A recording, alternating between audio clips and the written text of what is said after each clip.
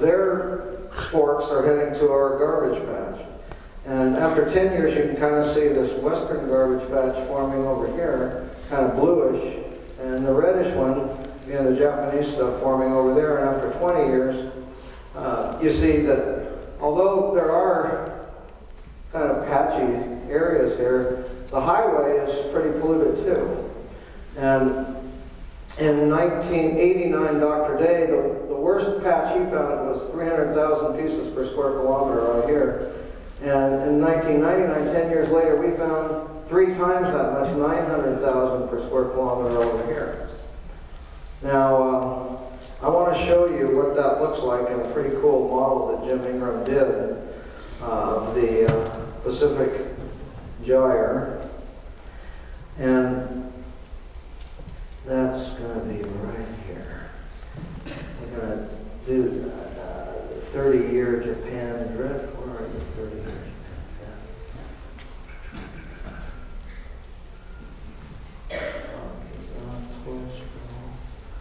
The 30-year Japan drift.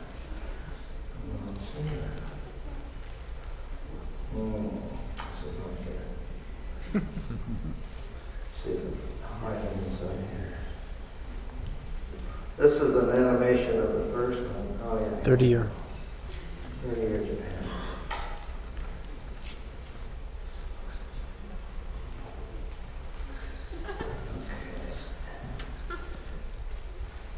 Okay, this is all coming from Japan, but what he's done here is he's created some boxes for you to count.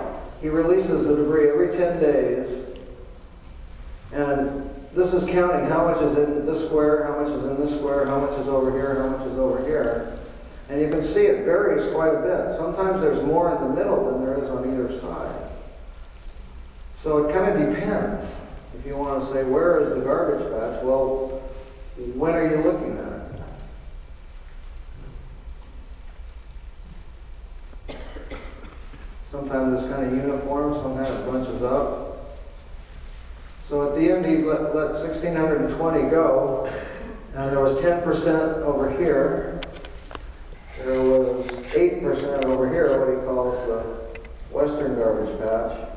But there was, what, a goodly amount, 98 and 132 right there in the middle. There was only 136 here, 139 over here, 164 here. So the stuff is spread out all over the North Pacific. That's the point I'm trying to make. It's kind of silly to talk about this focus on this patch as if it was something that we could go clean up and take care of the problem.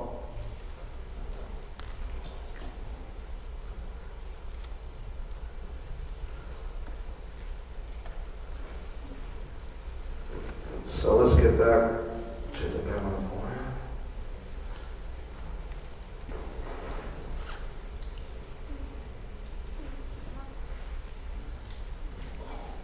So what does this diagram really mean? Well, it means that, yeah, that's a little bit worse there. And this is really skinny. I mean, from our experience, you have to kind of take this and move it all the way across. It's bad, that width all the way across. So it's harder to find this stuff when it's rough. Here's, force 4 blowing 20 knots. Albatross doesn't have to move its wings. It can fly even at night. It can sleep without, it locks its wings in place and just soars over the ocean. These guys are completely comfortable traveling immense distances. Some of them even go twice around the world without stopping. But when that rough condition, which puts a lot of energy into the ocean, subsides, these winds have created what we call cells. They're like Ekman spirals, Langmuir cells, things that are rotating underwater too, and they dredge stuff up from underwater, and then they leave these windrows, we call them, on the surface. This is a plankton bloom, and it's left this kind of river of calm in the ocean. We find these things after it's been rough, and I was, searching when it was rough like this. I was out searching. We were waiting for a seaplane to visit us, and they couldn't land in conditions like this, so we threw out our sea anchor and waited.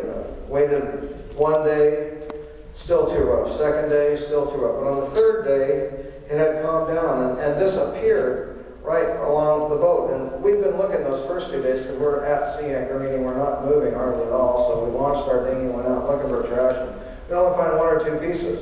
But on the third day, we saw a windrow. And I could go out and I couldn't even use the motor on the inflatable dinghy to go between pieces of debris because it was so numerous. I would take out the oars and just row a few feet and find another piece, row a few feet and find another piece.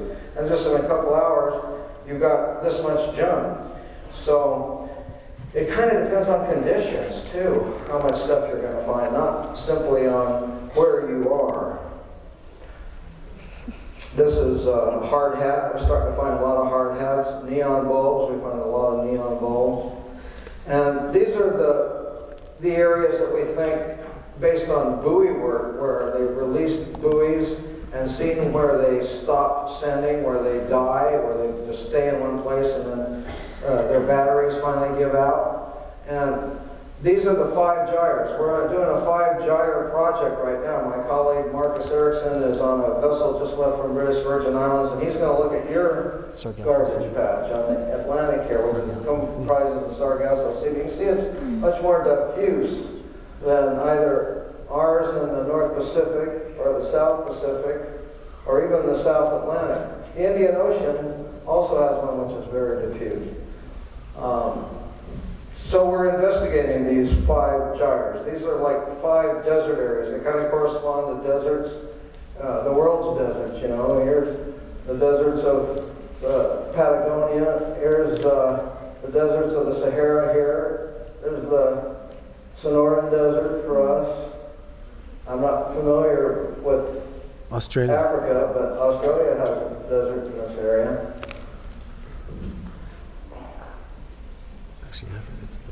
But people often say, well, why aren't people doing something about this? Well, I got this diagram to kind of explain one reason why. Is because the economic zone that would mean that you own the resources in that area extends 200 miles from the coast. Even if you have a tiny little island, a dot out in the Pacific, you can claim the area 200 miles around it. But those gyres, those garbage patches, those deserts in the ocean, which actually are maybe deserts for life, but very much populated with our debris, correspond to areas that are outside the jurisdiction of any country, outside the exclusive economic zone of any country, right in here, up here, over here, down here, over here. There's not a lot of ownership there. So anything that's going to be done about these areas in situ, in the actual location where they exist, would have to be done on an international level. It's sort of the tragedy of the commons. This is part of the ocean that belongs to everyone and yet belongs to no one, so no one really has to do anything about it. And up until now, no one has. It's very difficult to get traction. We do have Jacqueline Kramer, the Minister of the Environment of the Netherlands, proposing for the first time that member nations of UNEP, the United Nations Environmental Program, propose solutions to deal with this new phenomenon, this issue of the plastic soup that's accumulating in these zones. And we're very grateful for that. This is the first time that an international body has been challenged with the facts of this new kind of pollution. I mean, here we are, we've entered the plastic age, and no one is talking about its plastic footprint, which right now is worse than our carbon footprint. It's killing hundreds of thousands of marine mammals every year, millions of seabirds, and untold numbers of fish, and it's not on the table for discussion. This diagram shows density, the number of particles that we collected, and you can see, even though we get, some big numbers out here in the garbage patch, we're also getting some big numbers down here where that the sand that I passed around, this new plastic sand, is really prevalent down here on Camilla Beach on the Big Island. Ouch. This area out here, outside the garbage patch, outside the conversion zone, is still producing some big samples.